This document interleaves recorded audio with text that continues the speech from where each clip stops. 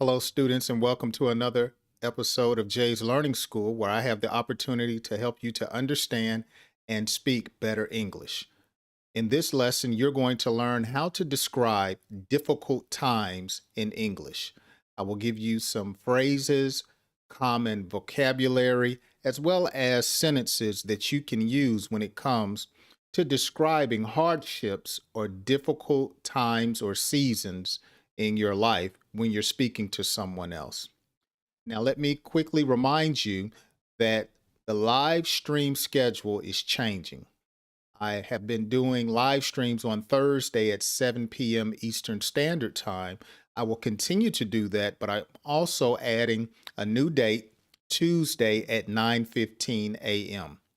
So make sure you turn your notification bell on the channel on YouTube, as well as if you're not a subscriber, make sure you subscribe so you can be a part of the live free English class. Also, subtitles are available, so turn those on so you can learn and understand how to speak better English here on the channel. Well, let's get into it. Life is full of ups and downs. Whether you are young, an adult, an elderly person, married, at some point in your life, we all experience hardships. We have those tough days. We have days that have a lot of problems. Some problems are bigger than us. In other words, they may take some time to solve. Some problems are major or minor, but we all have those tough or hard days. Let's look at some ways to describe difficult days or difficult times that you may have in your life. I'm battling. So when you're dealing with something that is tough, that's rough, you may say to someone, I'm really battling right now. You know, me and my wife, we're battling in our relationship and we're trying to get on the same page. Or my daughter, she's not seeing eye to eye. We're battling back and forth. So I'm battling or they are battling. Have you heard from your cousin? No, he's really battling with the law right now. So he's having a tough time with the law, or someone is having a tough time in a relationship. Something is very strenuous or stressful. So you would use the term, I'm battling. I'm having a crisis right now. I'm having a financial crisis, someone may say.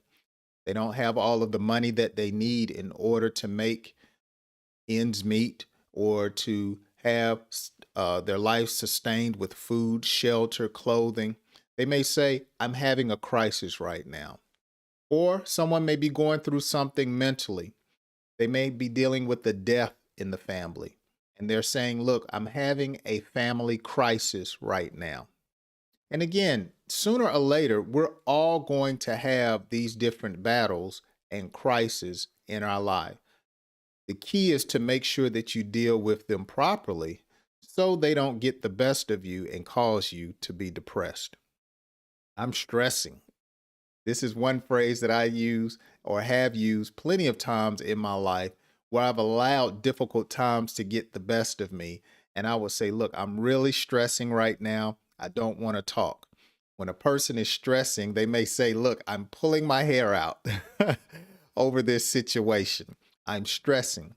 Most people, when they're stressing about a tough time or a difficult time, they don't sleep the way they should sleep. They don't like to be around a lot of people. Unfortunately, some people turn to alcohol, some people turn to drugs, and it's all because they're dealing with a tough situation or they're really stressing out. Some people like to sit in their home, turn off all the lights, close the blinds. They don't want any sunlight because they are stressing about a problem. You could be stressing over an automobile that won't operate properly. You can be stressing out over the lack of money that you may not have at the time. You could be stressing out over a relationship with your children, or you could be stressing out about a situation that is taking place on your job. And so when it's a difficult time, oftentimes people say, I am really stressing out. It's a tragedy. It's a tragedy that they lost their parents so young. It's a tragedy that she took ill. So it's a tough time. It's a difficult situation to describe or to be in. So someone may say it's a real tragedy that your car will cost $4,000 to get fixed. Or it's a real tragedy that you don't have the money to go on vacation.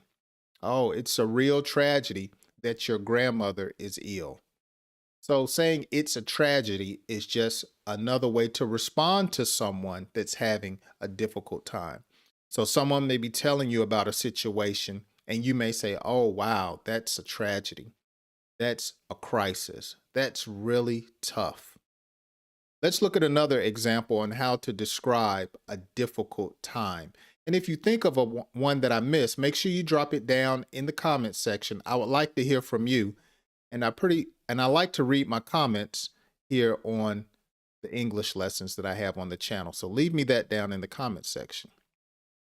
Worst case scenario. Worst case scenario. So some people describe a tough situation by saying, you know what, this is the worst case scenario.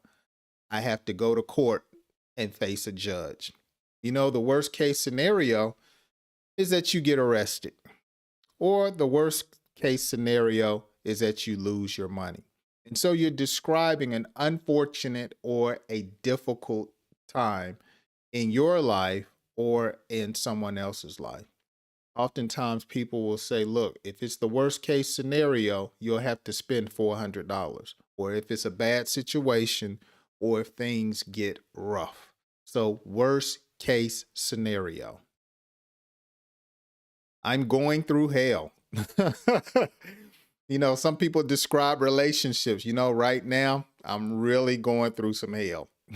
I'm going through a tough time. I'm going through a difficult situation. Of course, hell being a place of torment, of anguish, of suffering. And so people use that location to describe what they're going through. Man, I can't keep any money. I keep going through hell and high water. That's what we say, man, I'm going through hell and high water. So it's another way that you can describe going through a tough situation. This is something I have said plenty of times in my walk and in my life. I'm having big trouble. I'm having big trouble. Okay. I'm having big trouble with my spouse. I'm having big trouble on the job.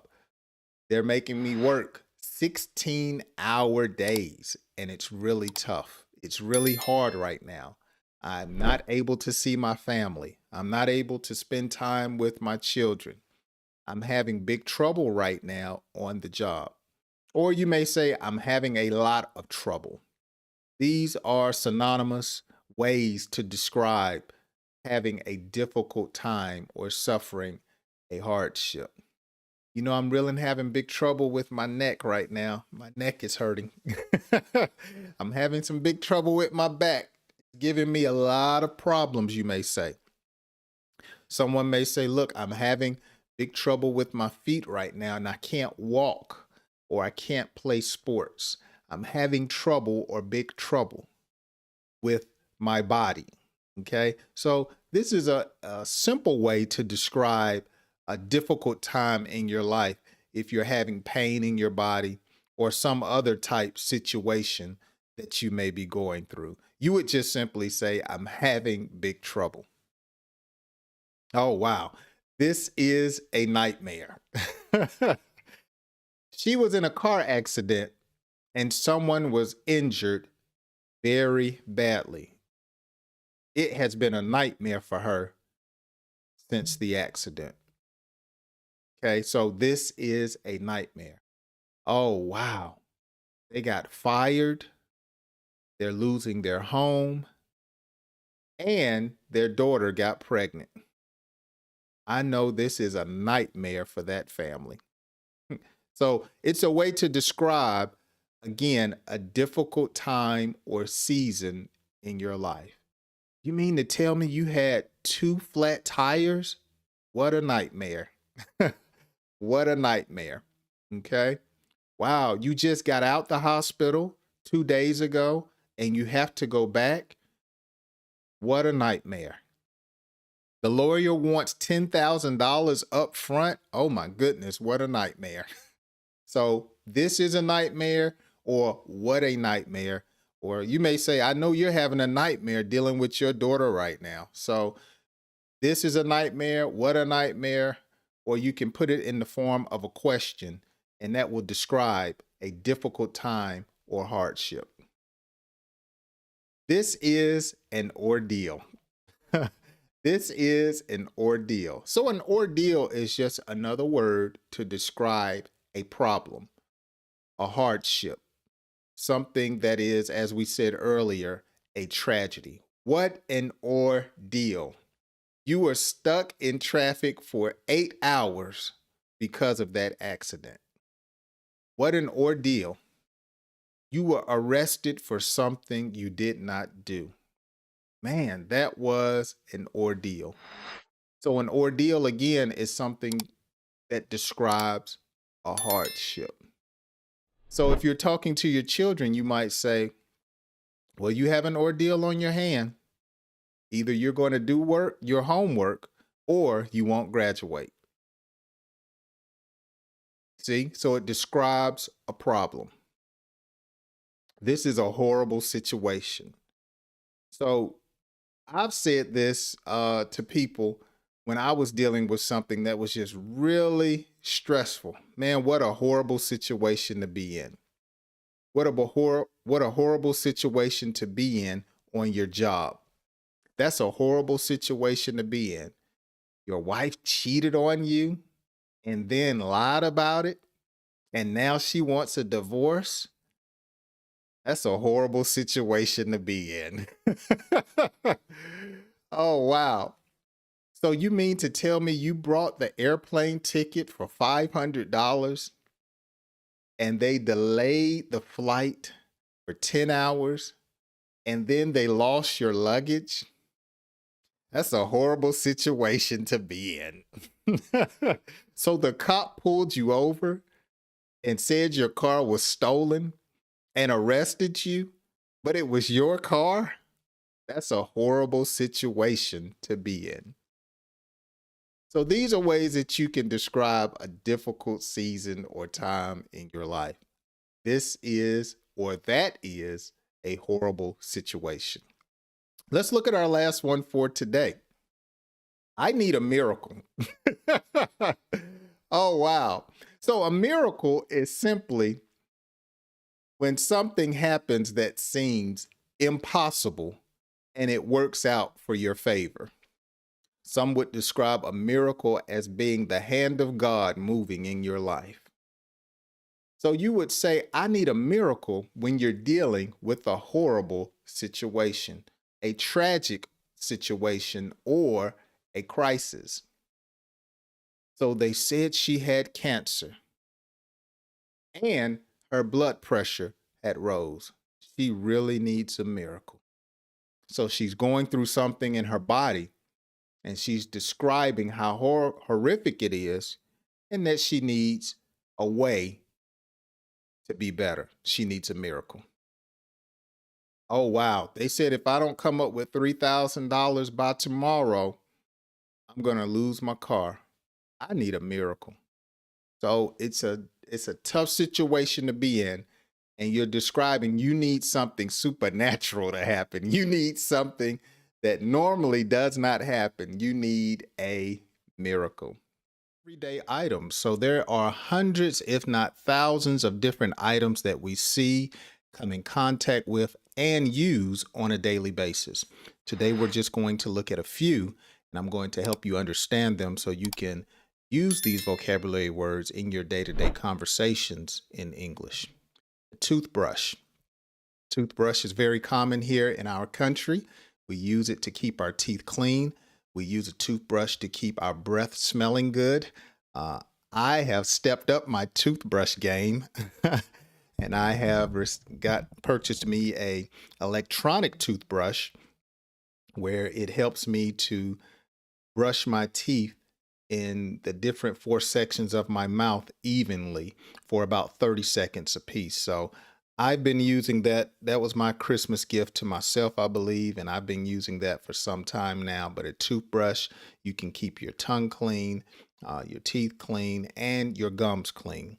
And so you just may say, I need to buy a new toothbrush. It lasts about a month. Some people change them out more frequently, but a toothbrush is used to keep your teeth, tongue, gums, and your breath smelling clean and clean. A comb or a brush is an everyday item. Now you can see that I do not have any hair, but at one time I did have hair and I use a brush to keep my hair looking neat. My wife uses a brush every day. My sons use a brush every day. Some people, they just use a comb. I use a comb on my mustache to keep my mustache looking neat. And so a comb or a brush is usually stored in the bathroom. Women keep their combs or brushes in their purses. Some people keep a comb or brush in a bag or inside of their coat pocket. Coffee is an everyday item for most people. They drink coffee in the morning time. Now, personally, I am not a coffee drinker. You can let me know down in the comments if you drink coffee every single day. I call coffee old folks juice. I love the smell, but I do not like the taste. Maybe I have not tasted the right coffee. Maybe you can recommend some coffee to me down in the comments section, but I prefer tea. But some people need coffee in order to get them going in the morning, to get them energetic or get them awake. Some people use the coffee for the caffeine that's in it, but some people like it just because of the taste. They actually have cold coffee now. I believe it's called a cappuccino. I hope I'm right. But coffee is an everyday item for many people, just not for me. A bed is an everyday item. A bed is where we rest. We lay down to rest our body. Many people use their bed to read a book. Many people use a bed to watch television or to watch a movie, to lay next to their spouse or their loved one. But a bed is an everyday item. It has pillows. And the most important part of a bed is the mattress. Okay. Some people like a firm mattress. Some people like a soft mattress. I like a firm mattress myself. The mattress on the bed needs to be turned very often so it does not sink or dip. So the bed is something that you would use every day.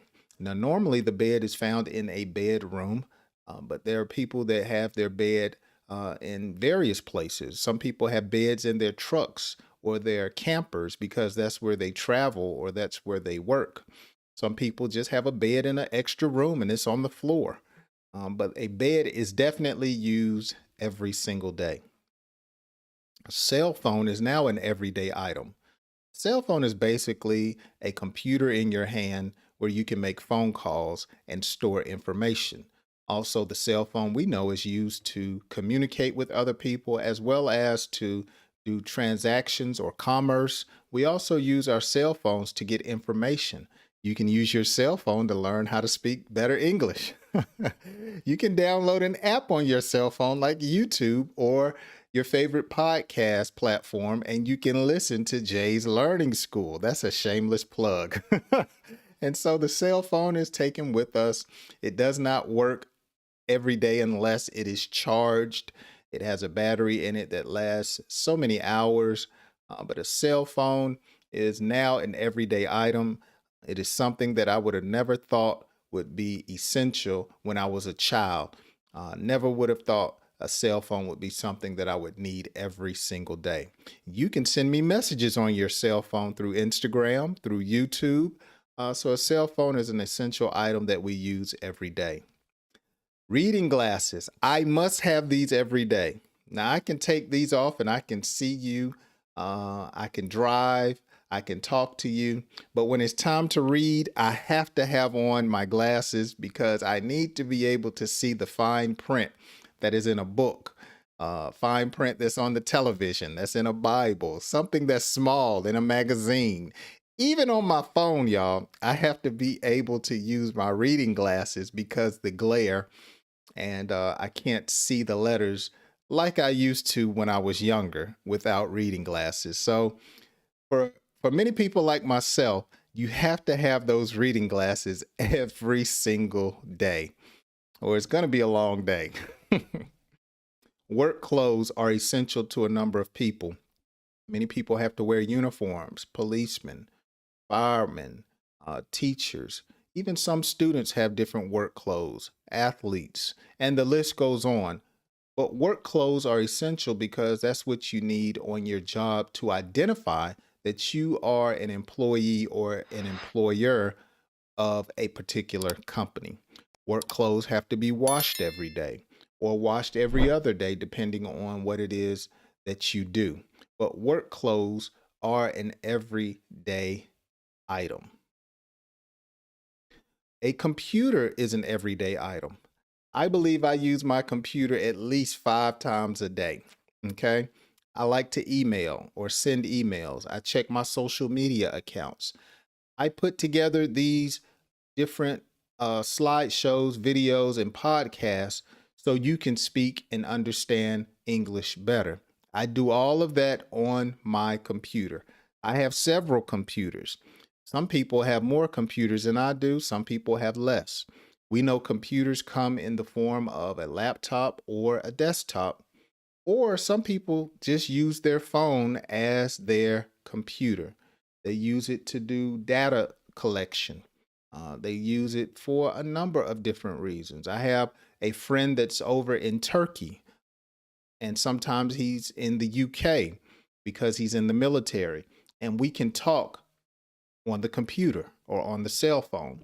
So these are everyday items that you need to know how to talk about when it comes to speaking English. A watch. A watch is an everyday item. Many people still wear their watch even though they have time on their cell phone or their computer. But a watch has a minute hand, an hour hand, and a second hand, and it keeps up with the time in an accurate manner. Some watches have the dates on them. If you're right-handed like myself, you would wear your watch on your left hand. If you're left-handed, you would wear your watch on your right hand. Okay, so the watch is an item that people wear every day. Technology has added some features to watches to where now they're digital. And many people keep up with their steps, keep up with their workout routine, their heart rate. You can talk on a phone on your watch now like you would on a phone. That's amazing to me. I have an what is it called? An iWatch. And when I get phone calls, I can talk on my watch. I can share pictures or look at pictures on my watch, and I can text from my watch. So watches have become an everyday item for many people, young and old. A car. Now, depending on where you live, a car is an everyday item. I live in a rural country area, and so there's no public transportation. I actually did a video on what it's like to live in the country. You can check that out. It's on the YouTube channel under Jay's Learning School. And so, because there's no public transportation where I live, you must have a car. It's an everyday item. If you want to get from one location to another quickly, you jump in your car. Okay, you have to operate in a car properly so you don't cause an accident. Cars are something that you need to keep clean inside and out. Okay, a car used to be just ran by fuel, but now they have electric cars. And you know that you can use these electric cars once you charge them. I am not a fan of the electric car, even though it may help the atmosphere. I do a lot of driving sometimes, and I just don't like the idea after so many hours, I have to stop somewhere and charge a car. That's not cool for me. Do you have an electric car? Let me know down in the comment section your opinion. How has it been? Because I look at it, gas where I am is almost $3 a gallon. And I've been doing research on electric cars, and I've been learning that the batteries only last for so many years. And then you have to go out and buy another battery. And I've been told batteries can cost upwards of $20,000, especially when you're talking about a Tesla. So I was like, man, that's like buying another car. So a battery costing $20,000 to $25,000? Nah, that's not something I would want to do. But that's just my opinion when it comes to an electric car. Keys are an everyday item. Keys give us access and forbid access to other people from accessing different things. You would use a key for a safe. You would use a key for a door. You would use a key for a lock or a padlock. So keys are very essential. Some people have a lot of keys. My keys are downstairs. I have like 2 or 3 different key rings, and they open up different doors to my house, my where I work at, my mother's house, and so forth. So I have a number of keys, and sometimes I misplace my keys, and it takes me 5 to 10 minutes to find where did I put my keys. And so that's a good question you may ask someone. Where are my keys? Have you seen my keys? I need to get a copy of this key. And so when you get a copy of a key, it simply means that you're getting a duplicate of a key. And so they have different locksmiths around town that you would take the key to, and they would copy the key. There's some keys that will cost you $2, but then there's some keys in order to get a duplicate, it may cost you $200. So it just depends on the key. Utensils are an everyday item. A utensil would be a knife, a fork, a spoon. And of course, we use utensils to eat our food with. Jello, you would use a spoon.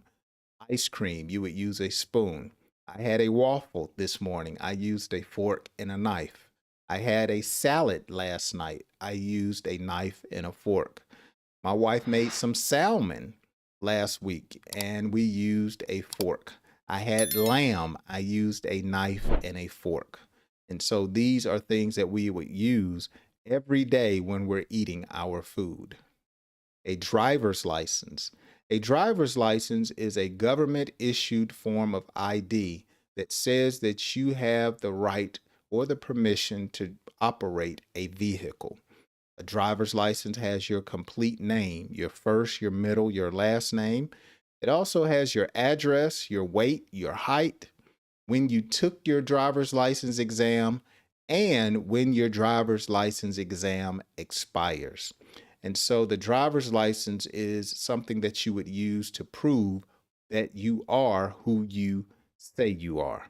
When you go to the bank, you must have a driver's license.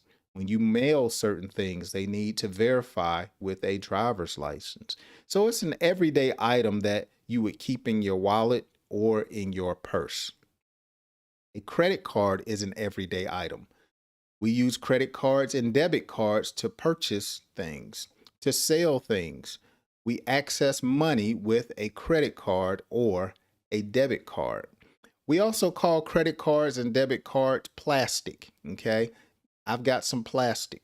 That's what we call it over here in the United States. I'm not familiar with any other nicknames in other countries, but they're just called a card or plastic or a credit card or a debit card.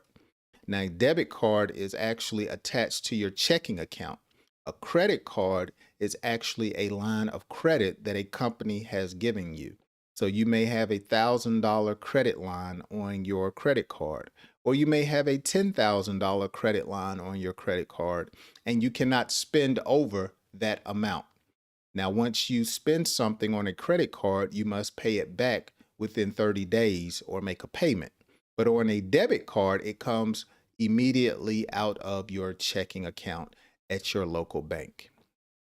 A refrigerator is an everyday item because it stores our food. It's where we keep our food cool as well as frozen food, food that we want to store for a long period of time. We put it in a refrigerator. A refrigerator has a part that's called a freezer, and it has a part that keeps the food cool, a refrigerator. If you have kids, they go in the refrigerator probably every 10 to 15 minutes, looking for something to eat, looking for something to make a sandwich, looking for a snack. A refrigerator is an everyday item that we see and use on a daily basis. The internet is an everyday item because we gather information, we get information, we do commerce all on the internet. If you need directions, you can go to the internet. If you need to know how much something costs, you go to the internet. If you would like to buy particular things for your home, your family member, you can do all of that on the internet. You can watch videos on how to speak and understand English on the internet.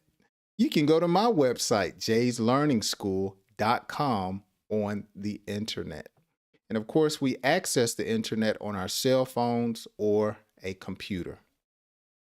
An iron is an everyday item. An iron is what we use on our clothes to get the wrinkles out. Okay, so it's hot, it plugs up in the wall, and you apply pressure on your clothes and it gets the wrinkles out. It helps you look presentable.